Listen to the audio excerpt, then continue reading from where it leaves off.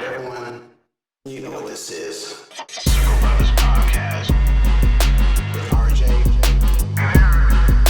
Circle Brothers Podcast. You know what this is. All things entertainment. We talk about comic books, video games, movies, and TV shows, and of course tech stuff. This isn't a private conversation. We want to include you in on it because, like I said, when you're rocking with Circle Brothers, you're rocking with the best. You family here. Check the audio version first on Anchor, and also on Soundcloud, and also on YouTube. Ladies and gentlemen, boys and girls, children of all ages, welcome to Circle Brothers Podcast. Ladies and gentlemen, boys and girls, children of all ages, welcome to Circle Brothers Podcast with RJ and Eric. What's up, everybody? How y'all doing? How you feeling? Hope everyone had a very, very fun day, fun weekend, whatever you got into. I hope you were safe. I hope everything is good because we have a lot to discuss today. Well, not so much. There's actually a few things here and there that we'll run across, but we are going to run across something very special today. We're going to have an unboxing. Ooh. Unboxing. ASMR style.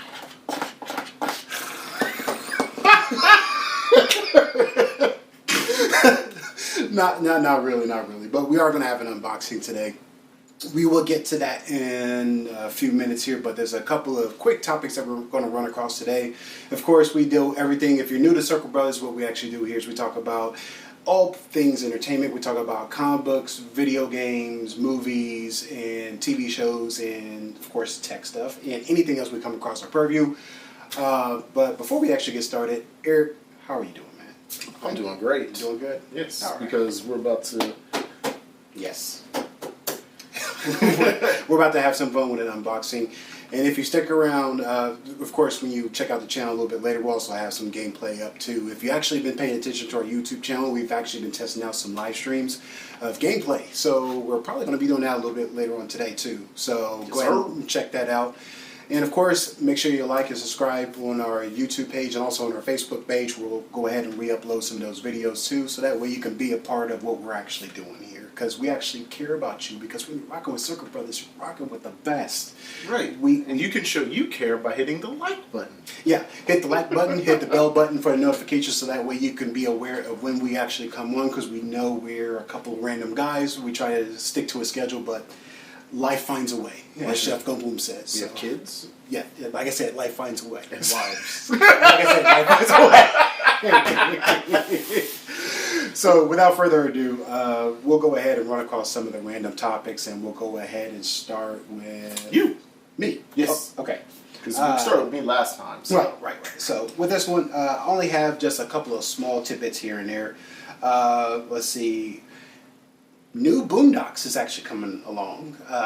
There's actually an article that was actually from OK Player. That's one of my favorite spots. If you haven't subscribed to OK Player, you need to, because it's really fun watching them actually do stuff. And they got music on there. Yes, they do. They got free music. Oh, wait, before you go, and I know this is off topic. Did you see when they had like the cross, like what was it, like Jimi Hendrix cross the Roots, I think, a while back? Oh yeah. And then like Talib Kweli cross like Beatles. I mean, like, yeah, that was yes. dope stuff. Okay.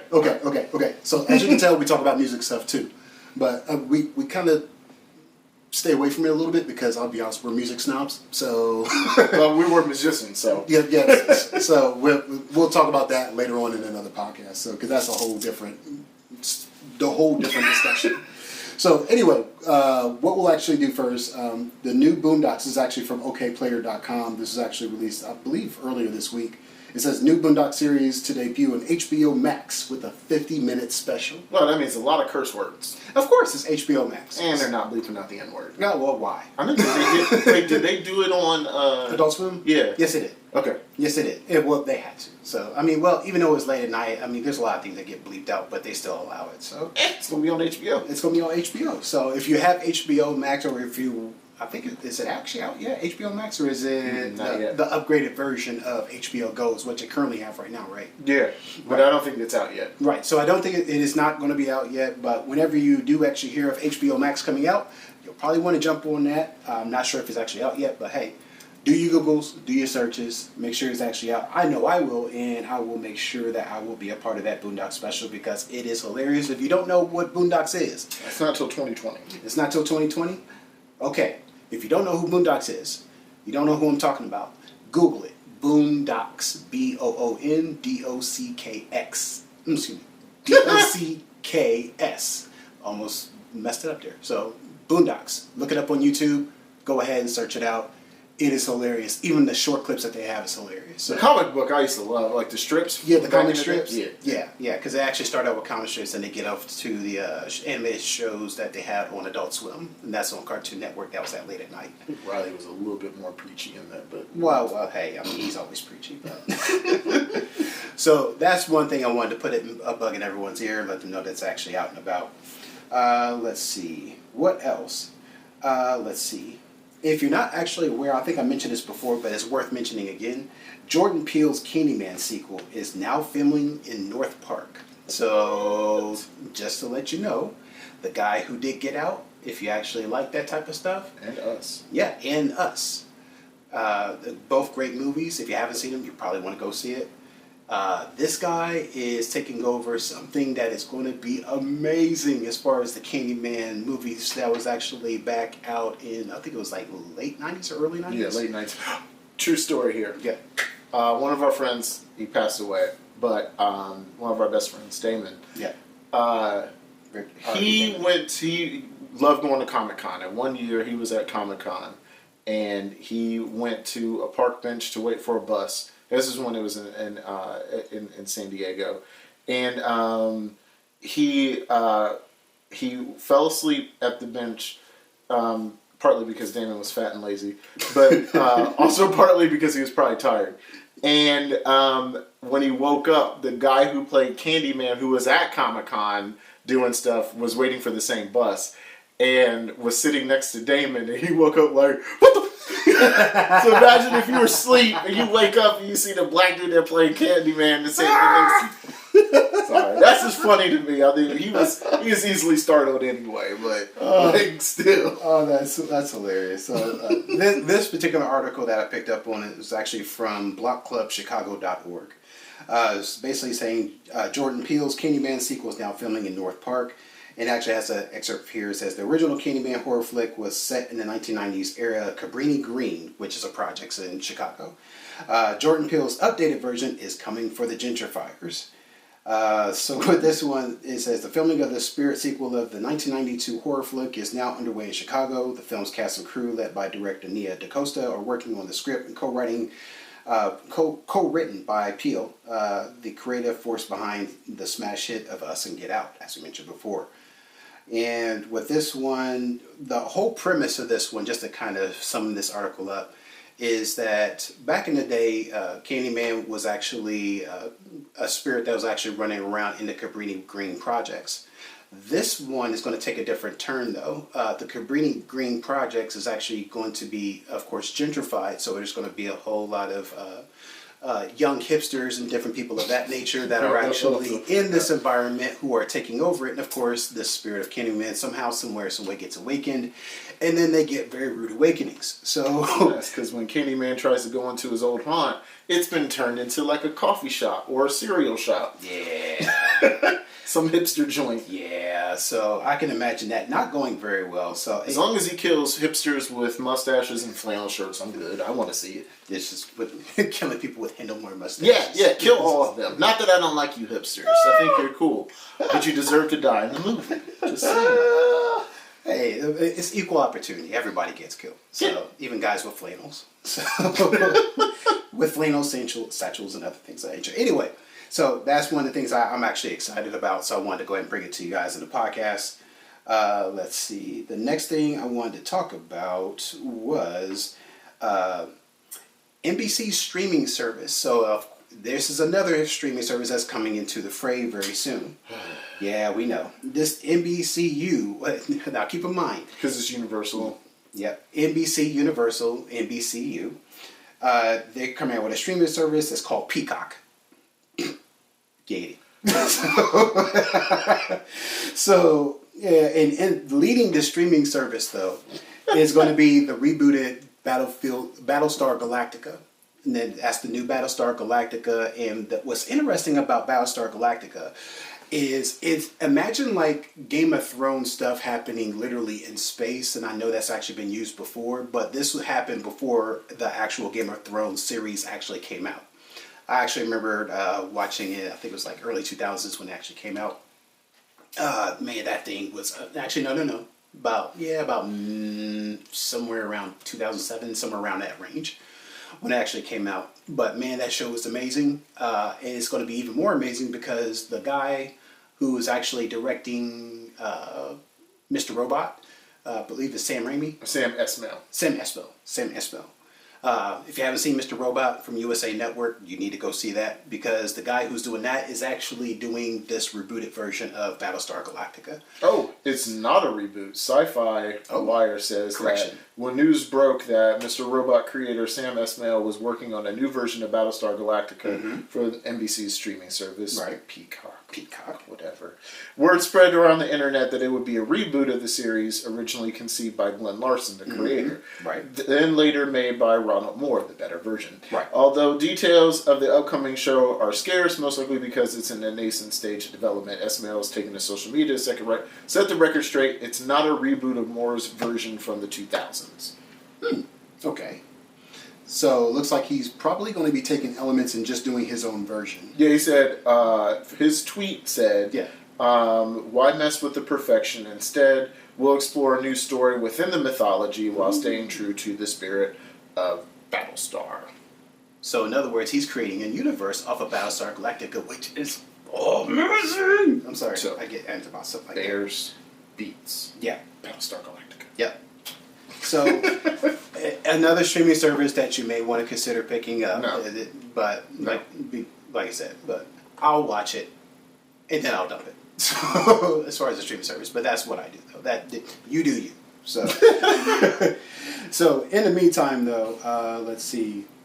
I'm actually looking through another article because there was another one that piqued my interest, and this is of course as we've been talking about this podcast for the last few episodes.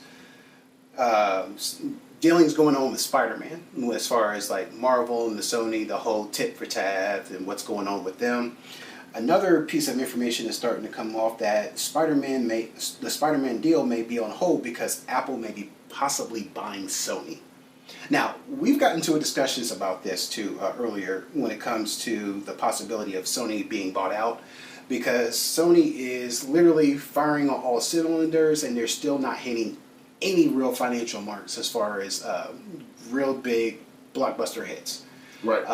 In terms of movies. Right. So when it concerns like for their studio, they did The Boys for Amazon. Okay. Which was a hit. Right. We like that one. And that's why I think a lot of people thought that because Amazon ordered some more TV shows from Sony Pictures. Right. And then a lot of people speculated that because Amazon ordered a lot of shows from Sony, that Sony was going to end up being purchased by them.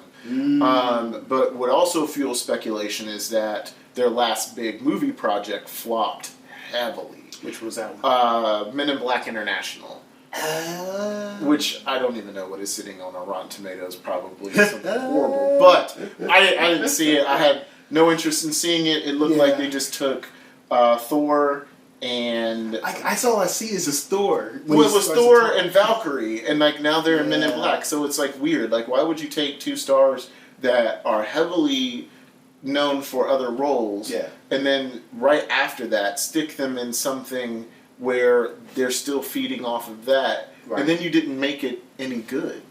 I mean, I haven't seen it, so I can't say that it sucks. Right. But when I read about it sucking, I'm not going to waste my money on it until it comes to HBO or something like that. Then I'll watch it. And the thing with me was like, even with Men in Black, I wasn't too impressed with it because it just seemed like more of the same, except you just swap characters. Yeah.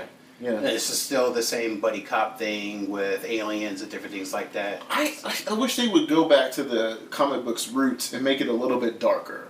because that would be dope.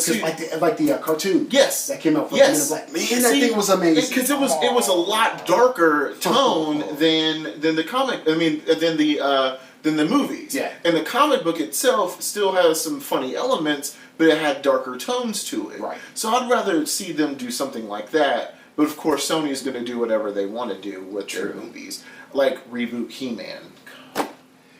Yes, you heard me right. Rebooting He-Man. After the fact that Netflix is redoing or continuing the animated series. Right. So the animated... Because She-Ra was a hit. Yes. They loved it. And so they're just continuing off the old He-Man cartoons and making a new series, but still based off the same characters. Okay. So it's just a further evolution of those characters. Right, just the animated ones. Just the animated one. So then Sony's like, well, I want to come in and I want to make a movie. Like, if you're old enough to remember the Masters of the Universe debacle that had Dolph Lundgren in it, that had nothing to do with He-Man other than the fact that the main character's name was Adam and they were on Earth, and it's like that movie was just as bad, if not worse, than the Mario Brothers movie. Oof. And that was a pile of crap. That's a low bar. Yeah, that's a very low bar.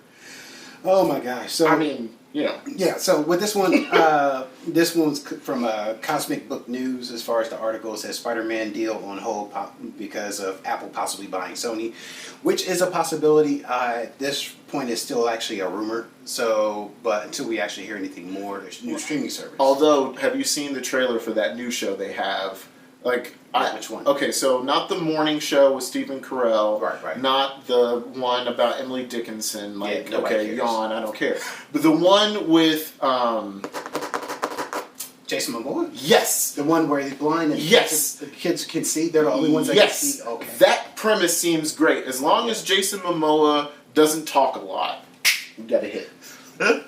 Well, you're not going to have him talk, but not a lot. But they got a lot of supporting characters in there too. So he only has to deliver hard lines. He doesn't need to do ad-libs, or he doesn't need to do a lot of dialogue. Yeah. What made Aquaman so great was that the line delivery that he had, it was funny in nature. Yeah. So, and they were quips. So he didn't have to we're not talking Shakespearean works here. Right. And he's not going to do that. Right. I mean, he was a surfer. I just didn't like the fact they just made him sound like a redneck. So what, in Aquaman?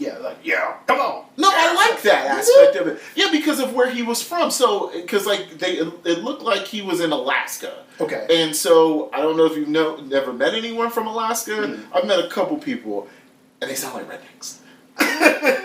Okay, now it makes sense. Everything comes in the perfect form. They're just colder rednecks. Cold out. Yeah. Give them buried. So anyway. But another thing to continue our conversation that we were having earlier. Yeah. That they weren't privy to, but now we're going to give some exposition. Okay. That I was telling RJ that I think that there's some stuff going on with the Spider-Man thing. That most people are not really thinking of. I've heard some people kind of chatting about this, but I think, one, that I read that Marvel can still have Spider-Man in What If. So they still have the rights to use the movies in What If. So they can there's 23 movies, and they have 23 shows lined up. Right. Which means Spider-Man's in this. Right. But it's gonna be some What If side of the whole thing. Right. So you can see Spider-Man take on a persona in another movie completely. Right. In another show. Like, I think in one of the What If shows, they have Star-Lord, but it's T'Challa. So, yes! What? Yes! What? Give me a minute, people. My mind's not registering right now at the moment. Wow, that's heavy. Wow. Huh.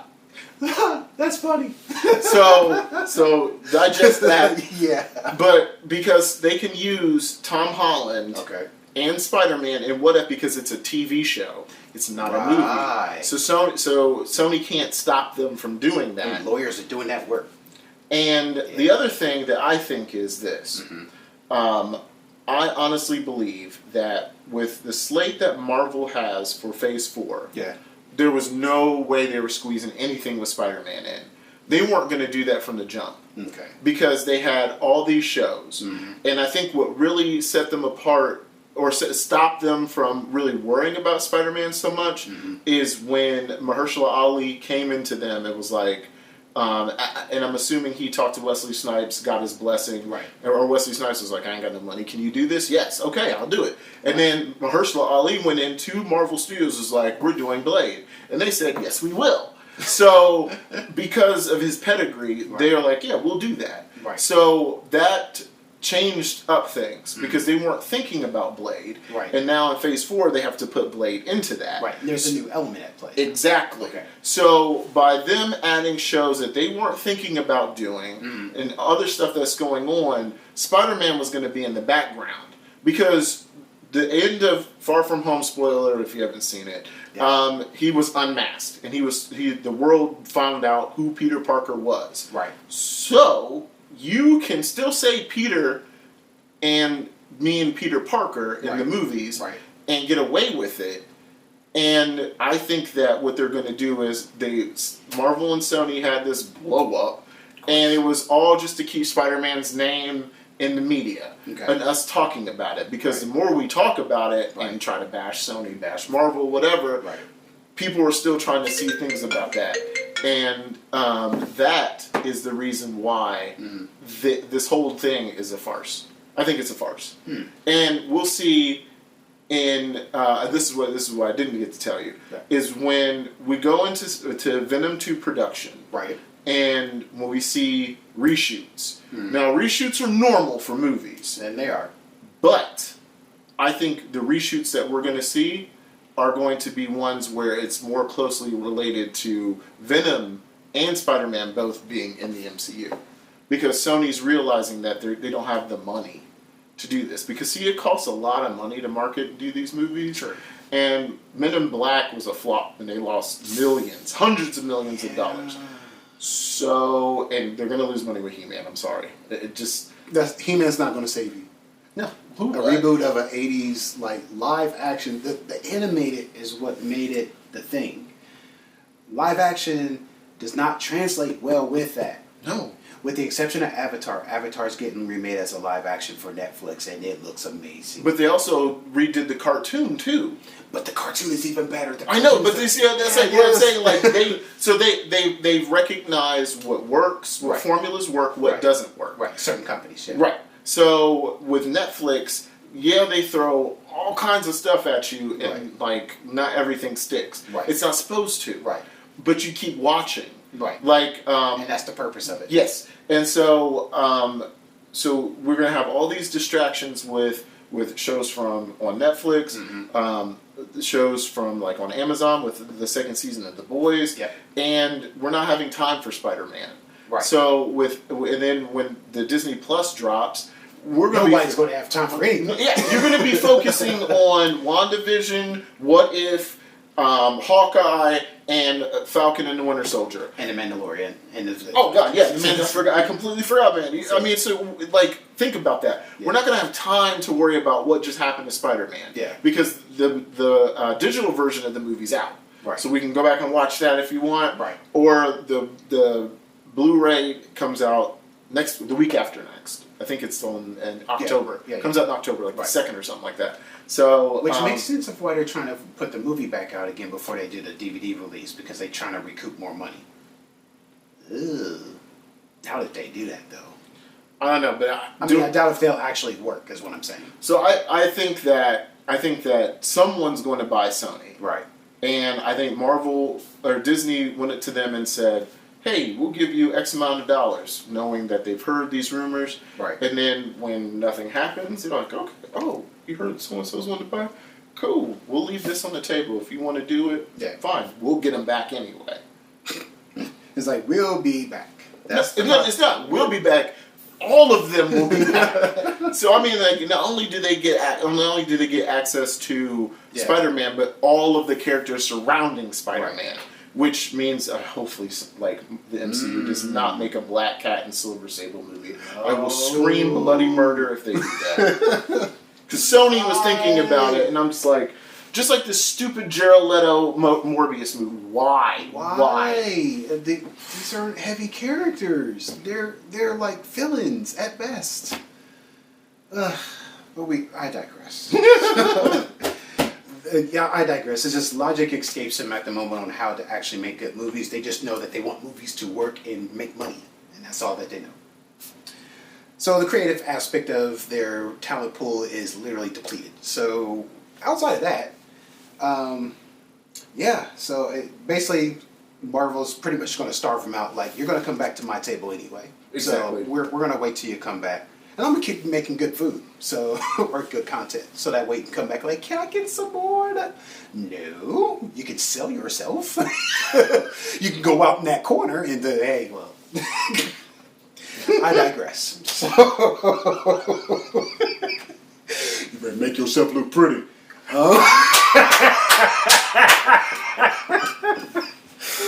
Oh God! Oh, I'm sorry. This is RJ. You know what this is. Sorry, Daddy. Oh God! So anyway, that ain't croquet. That ain't croquet. Oh, sorry. More randomness. So, last thing I'll actually talk about too, at least from my end, is Disney Plus, as we already mentioned before, is adding more content to them that is going to make me automatically buy. They will automatically have a subscription. They already had me before, but this is really going to get me. Classic Marvel cartoons, the X-Men, the one that we grew up in. The 90s version's coming to Disney Plus? The whole catalog is coming to Disney Done. Plus. Take my money. Shut up and take my money. Oh goodness! So yeah, so why we're getting so amped up? The early, it was like actually mid. What was it, 95 when it came out? It was 93, 92, 93. Yeah. So because I was in middle school and high school when that was out. So the Disney's, not Disney, but Marvel's X-Men cartoons from the 90s. The reason why we're so amped about it is they were dope. X-Men was dope. They were dope. The animation was on point. The characters were on point too. The storylines were actually amazing. Yeah. And they actually were literally almost identical with like certain comic content that was coming out, and some of it were just standalones. But they did so well, it almost felt like you were literally watching a live comic book. Yeah. So it was that dope and it was that good, and I'm happy about it because you can reintroduce it to other people, let them experience X-Men the way we've experienced it, which is pretty dope. And then I will even say that it could actually literally stand on its own with other cartoons that are currently out right now and other Japanimation that's actually out. Oh. I would definitely say so. Yeah, it stands along with it. Not saying it's better. I just say it will actually hold its own with it, along with the avatars, along with the other cartoons that are actually out there. Samurai Champloo, Ninja Scroll. I'm naming off some dated stuff, but at the same time, it's like I'm saying those things because those had amazing artwork and story with it. So you'll actually be happy. So Disney Plus. Again, how much is going to be for Disney Plus? $60 for a year. $60 for a year. Yeah. And if you don't want to do it for a year, I think it's like what, $6 a month. Oh, just pay for the whole freaking year, dude. There you go. Save yourself some money. Pay for the whole year. Stop being cheap. I mean, and not only that, but like you get all the Disney movies too. So like all the Disney movies, all the Star Wars stuff, all the Marvel stuff. It's just everything is like it's so much. That I don't even understand why you would walk away from the table if you're a comic book fan of any type, and they still have a whole catalog of Disney stuff too that you're going to be buying. So yeah. So in long story short, it's an automatic buy for us. It may actually be an automatic buy for you if you're interested in such things. No judgment if you're not, but yes, I'm judging. I don't care. Like, you're stupid. They're not going to call you stupid, but like I said, it's actually a very great deal. I would actually take advantage of it, like I said, if you're into that sort of thing. But for the topics, that's actually it on my end. How about your end, Eric? What you got for us today?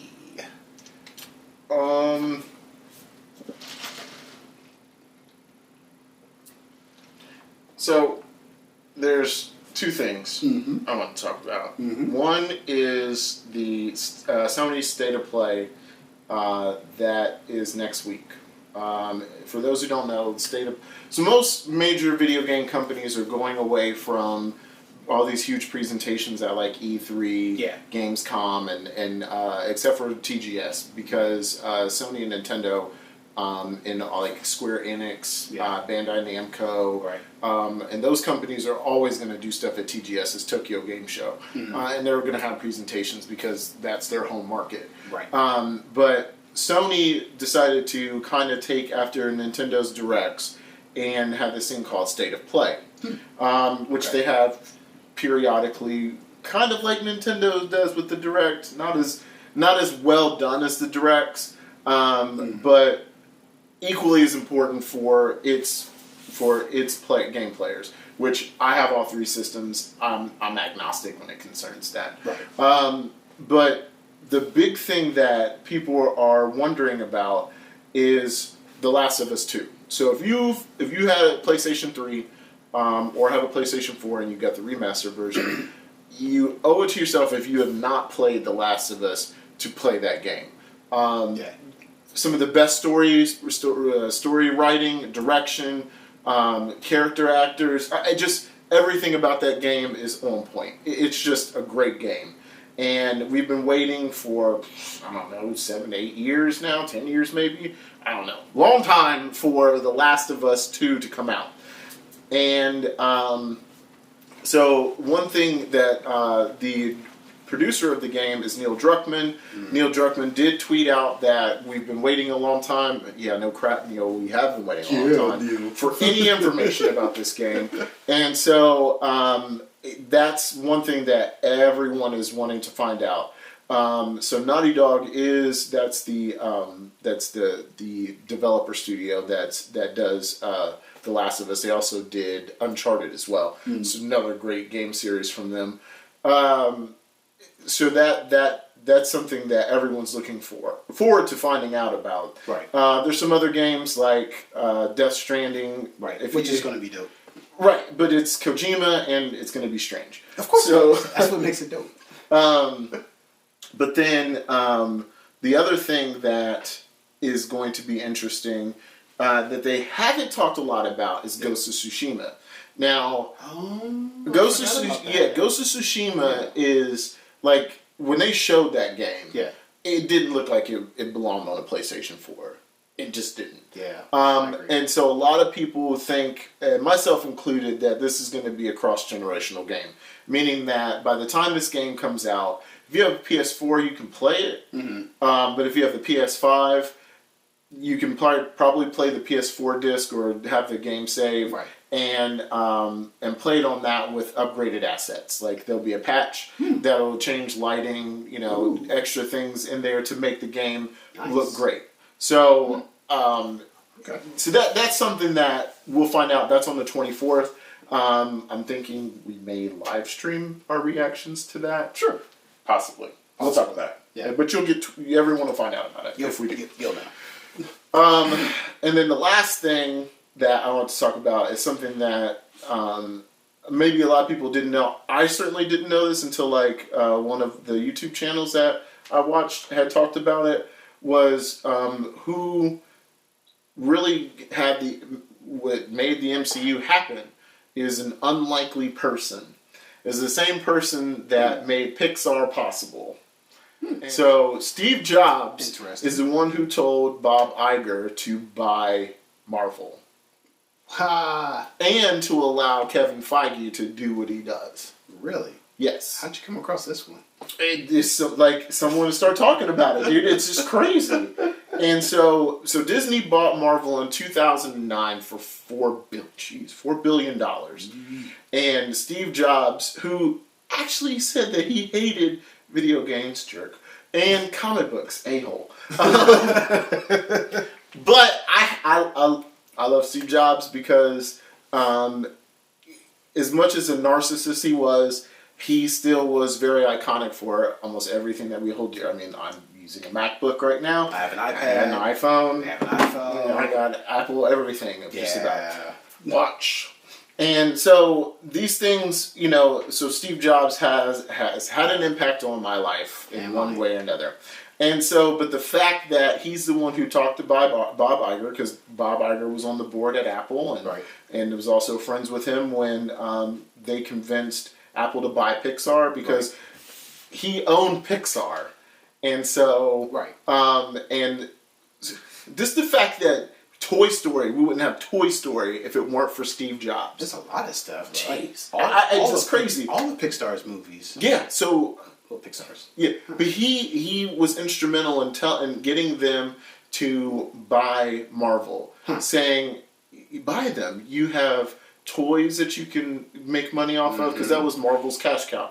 They didn't care so much about, because they don't make money off comics. Right. They make all their money off of other merchandise because of the comics, specifically toys. Right. That's why with this whole thing with Sony, and I mentioned this in another one of our podcasts, where I said it doesn't matter if Disney doesn't have the rights to use Spider-Man in movies. They make all their money off of merchandise. All the Spider-Man T-shirts, all the Spider-Man shoes that my daughter has, jackets, the socks, the socks. So when they make a deal with Vans, Disney. When they make a deal with to make toys, Disney. When Sony decides to make the Spider-Man game, Disney. They make more money off that than Sony does. True. So Sony can act like, oh, well, we're going to do Spider-Man, blah, blah, blah. No, eventually you're going to give them back, because you're not making any money off the stuff that sustains you. Right.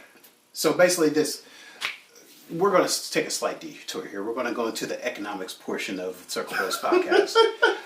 So let's talk business for a minute. In business, one of the ways that businesses stay in the game as far as staying in business is trying to diversify channels of income. Instead of just having one thing like selling coffee, we go into Starbucks and we see coffee everywhere. But you also see coffee cups, as in Eric's cup. How much was that one? $12. 12, 13 bucks. So you got coffee. This is the plastic joints. They give these to you for free as you get your beverage. You got your cups, about $12. That's a separate revenue stream. They also do teas. That's another revenue stream. They also do fruits and vegetables and stuff on the side. And I also do other stuff like donuts and scones and biscuits and cakes and all the type of stuff that they have. All these develop into separate streams of income that you can actually charge for. Collect all that, put that together, all of that actually puts into the pocket for Starbucks to be able to make a whole lot of money. Now let's talk about Sony. Sony does video games, which is fine. They actually have their own brand that they work with for video games. However, they can only go so far, because guess what? Sony's movie arm is its own channel. If it's got its own channel, they have problems keeping that channel alive, because the content that they're pushing through the movies is not sustaining itself. That's a big problem, because if you don't make enough money to sustain yourself and even to thrive, then that means you're going to lose more and more money as the years continue to move forward, to a point where you're not even going to be able to stay in business. That's Sony's problem right now. They have a lot of content that's there. They have a lot of IPs that they're in control of. It's just that they don't have any creative writers and any creative directors that can take the properties that they currently have and make them popular. Now, to be honest, a lot of their IPs that they have are really outdated and they needed to be let go anyway. But in order to let them go, you have to be able to try to buy something else. But there's no vision there in Sony to be able to say, hey, let me see if I can grab something else. Let me see if I can grab someone who can bring some original content in. So, and what you're saying is about people to do something creative. So one of the things that was a good project was the whole Into the Spider-Verse, the Spider-Man and the Spider-Verse. Right. Because they got Lord Miller for that. Right. But that was one movie. Right. And that was their one time that they actually stepped outside the box and did something different. Right. But they got Lord Miller. If you don't know, Lord Miller also did the first Lego movie. And they were supposed to do Solo. Yeah, they were doing Solo originally. And they took Solo from them and gave it to Opie from Archie Griffin. I forgot his name too. Heck on it. Yes, but he's the one who ended up directing it. Okay. So that gets me on the whole Kathleen Kennedy thing, and I can force choke her. But so unless they can make a deal with them, so like recently, Warner Brothers Studios had signed a deal with J.J. Abrams, which I don't know if you heard about that, to do DC movies. And now J.J. Abrams and Bad Robot are going to make movies for the DCEU, which this is another person coming in when you have too many projects that are already out there that are disjointed. That, although I do want to see Joker, but that is just a standalone movie.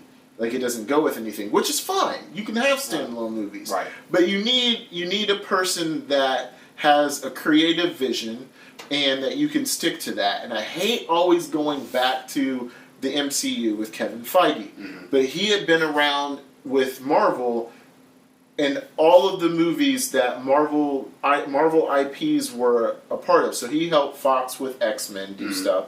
He helped with Sony movies. So, I mean, anyone who did Marvel comic-based movies, Kevin Feige had something to do with it. Right. So, because of that, he already had the pedigree with his vision. Right. And so, another thing that, and I know that I want to talk about this, but I don't want to get too deep into it because it kind of gets political. Right. But, like, he has a vision for what's going to happen with the MCU. Right. And most people, I would say a good majority of people, considering how much money they've made, his choices are correct. And so that's why when it's been said that Professor X or Magneto may be, a person of color, they're going to be black, you got some people that are like, okay. And some people are outraged because it's like, well, they're white. Okay. But he has a vision. You didn't say anything with the other characters that he made certain ways because you've seen his work and you know it's going to work. Whatever he does, or he's going to get the talent. He's going to bring in the person who's going to best suit that role. Has he failed yet? You see, you know what I'm saying? And then, like, looking at Venom, can you say that for Venom when you saw Venom? Or here's another here's another movie franchise that you can't, like, they picked the right people for it. The people at Lionsgate for John Wick. Could you see another person being John Wick? I really can't. Is Keanu. That's all it is Keanu. I mean, all those characters, like what Halle Berry did. Can't see another person doing that role. For who's over the concierge. The person who's over the Continental and the U.S. Can't see another person. For all those characters, they pick the right people, and so that's what makes the movie. And the problem with DC and the problem with Sony is they're not picking the right people to make, not only to make the movie, but to inhabit this movie and to inhabit the world. And if you can't get people to buy into it, your franchise is going to flop. And that's why it's like, well, you're going to take Spider-Man, he's going to be back with the mouse.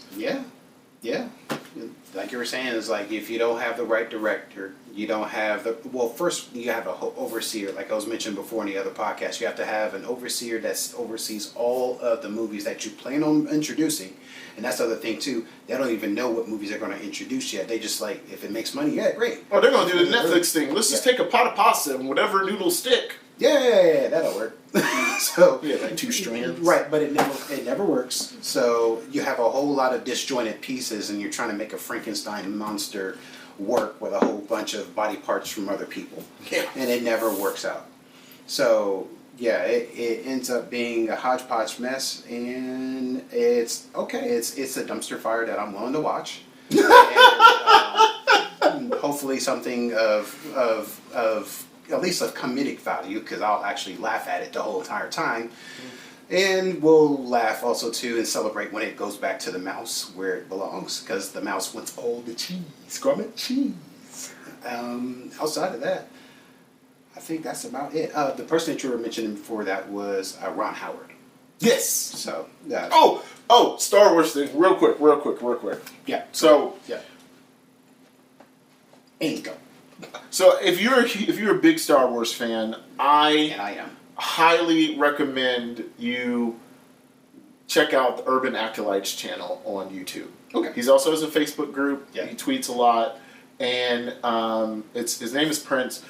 The dude is if I'm not mistaken, Prince was in divinity school at Vanderbilt, or one of the schools in Tennessee, and he also is he studies Eastern martial arts and has deep, extensive knowledge of Eastern mysticism, Christianity, Islam. I mean, he studied all of this stuff, and so he's trying to live his life like a Jedi. Mm-hmm. I'm not talking about trying to use the Force or anything like that, but taking the principles of that and I like his channel. He doesn't hold back either, which makes me love Prince even more. But he had, like, the last few videos he's had, he kind of killed one of my theories that I talked about on our podcast, which is fine. It's just, just throwing out stuff. Right. But one thing that he talked about recently was the whole Palpatine wants the Reylo thing to happen. And I highly recommend you check out that video, because what he says in it got me thinking. What? That Palpatine is going to want Kylo Ren and Rey to do something in an effort to give him his power back. Because he's a trickster. Okay. So it's like, right. I need them to combine their powers, the light side and the dark side, to either open up some type of holocron or something like that, or open up some power that he can be restored fully back. Because he might not be dead. Right. So we're all thinking like he's a Force ghost or something like that. But he may be just in a decrepit form, and because he's such a powerful dark side user, he's still alive but barely clinging. Yeah, barely clinging. Okay. Kylo Ren is going out seeking more power and stuff like that. So he gets to the outer rim of the galaxy, or the outer regions, and stumbles across Palpatine, and then Palpatine's like, "Oh, I know who you are. I'm the one who set up everything with Snoke for you. Blah blah blah." In order for you to make yourself more powerful, you're going to have to bring Rey here. But what you two are going to have to do is come together. And I think one thing he didn't talk about is the vehicle in which will move that. Okay. And I think it means more power. So I think part of the movie, through part of this movie, Kylo Ren's going to kind of divorce himself from the First Order. Okay. And the First Order has already shown that they didn't like the direction they were going after he killed Snoke. Right. So you're going to have a lot of people kind of gunning for his position. Right. So that creates another faction. Yeah, so there's a vacuum of power. Right. Because now he killed Snoke, and so with Snoke being dead, there's no one to really run things. So I think that there's going to be a power vacuum. Yeah. Which gives room for one of the generals to rise up. Yep. And he's probably not Hux, though. He's an idiot. Of course. But it's going to be someone else, and Kylo Ren's going to lose the First Order. Okay. So the only thing he has going for him are the Knights of Ren. They're still going to be loyal to him. And then when we see in the trailer all the Imperial Star Destroyers, this is what the Emperor is presenting to him, like, oh, you're afraid of losing the First Order? Look out the window. This is what you have if we can get this done. And he sees all these ships, and he's like, oh, we can crush the First Order. Right. And then, Palpatine's like, no, I created the First Order, so they'll bow to you.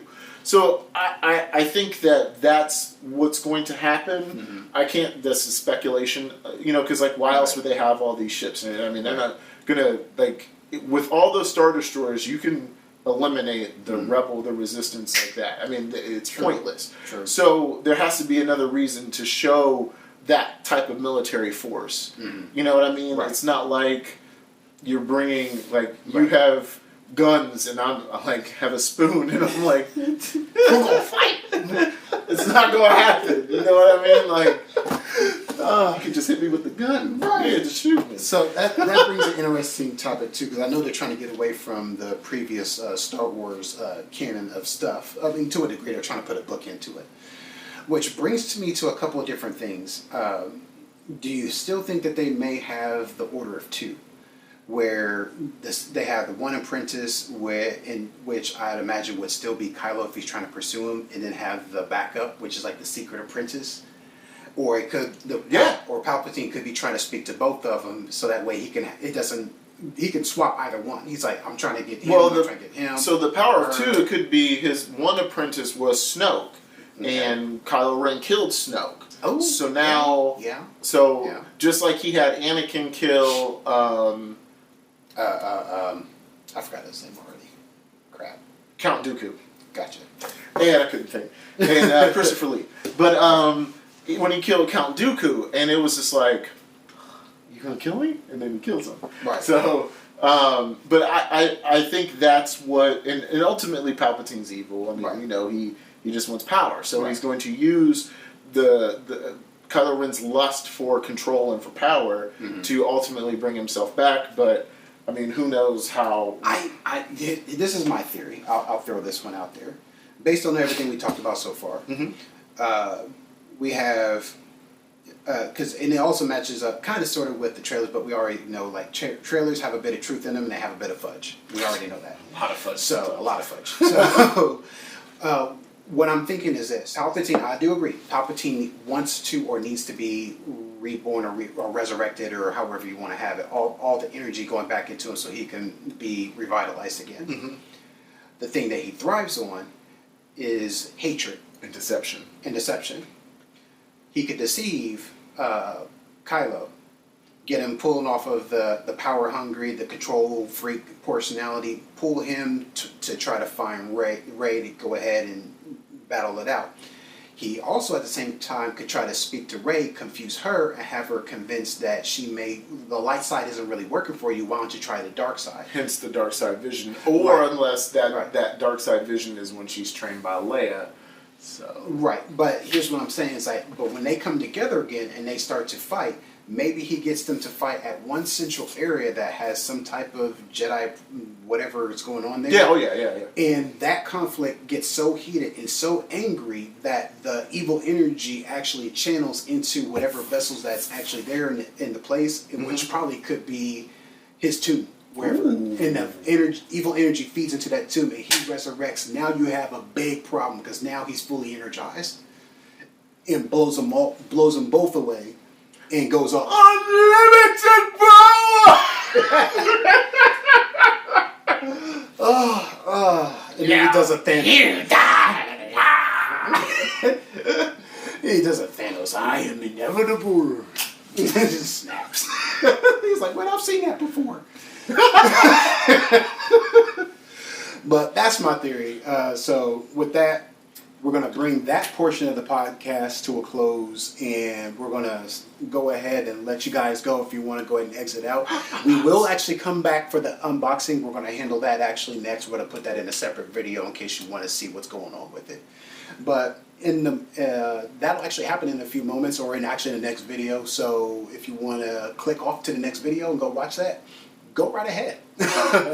But before you go, we do want to thank you, everybody. If you want to dip out in the podcast, we do appreciate you. Make sure you hit the like button, subscribe button. Go ahead and share it to your peoples of similar interests, because other people may like this too. So go ahead and share it with your other peoples. Let them know that the Circle Brothers is live. We actually do stuff all the time, and we're going to be doing more stuff as the year continues to move out. But we do appreciate your patronage, your likes, subscribes, and all that. And your comments. Continue to like and give us some comments too, so that way we actually know what you're thinking, because this isn't a private conversation. We want to include you in on it, because like I said, when you're rocking with Circle Brothers, you're rocking with the best. You're family here. All right? So without further ado, again, you know what this is. It's Circle Brothers Podcast with RJ. And with Eric. And thank you guys, and we'll see y'all later. Peace.